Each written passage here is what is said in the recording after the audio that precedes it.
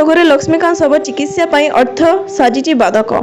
एबे भी मनुष्य समाज रे अनेक मनीष रही सेमानक परिवार कौनसी सदस्य को जदि रोग ग्रास करे ताहेले गरीब जीवन बड़ कष्टकर हो पड़े।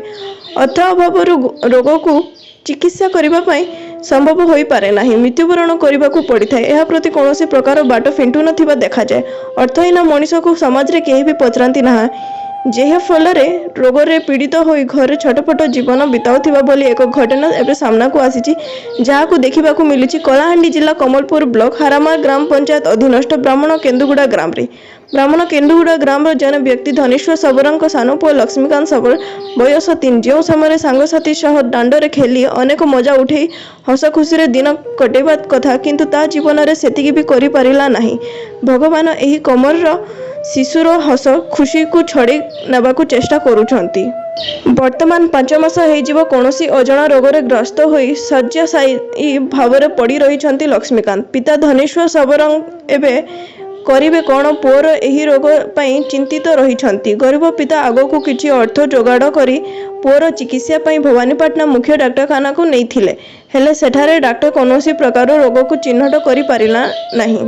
तेनु बुर्ला डाक्तरखाना स्थानांतर करथिले। बुर्लारे मध्य डाक्टर लक्ष्मीकांत सबरंक रोग को चिन्हट करि पारिले नहीं। डाक्टर धनेश्वर को सीधा सलक अन्य एक बड़ डाक्तरखाना को नेबा पई परामर्श देथिले, हेले धनेश्वर सबरंक पाखरे अर्थ अभाव पुओ लक्ष्मीकांत को अन्य बड़ हॉस्पिटल नेबा पई अक्षम होई निज घर को बाहुड़ी आसिबा पई बाध्य होइथिबा विषय रे धनेश्वर प्रकाश करिसंती।